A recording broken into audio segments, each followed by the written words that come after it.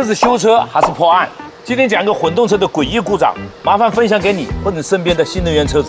混动车型报电池温度过高故障灯，怎么检查都是一切正常。接手的师傅呢，以前是我的徒弟，他把电话打给我，我修了一辈子油车，新能源车还没真正入门，心里还不是没有把握。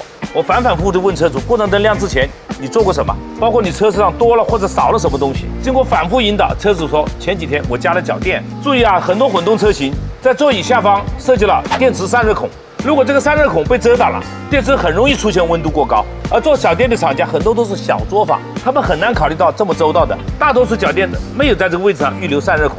这个往小处说对电池很不友好，往大了说一定有安全隐患。所以提醒各位啊，混动、新能源等车型加装脚垫要特别的留意，是不是覆盖了电池的散热孔。当然不是所有的车型都是这样的，但这样设计的车型不在少数。用车修车问题，关注我老黄。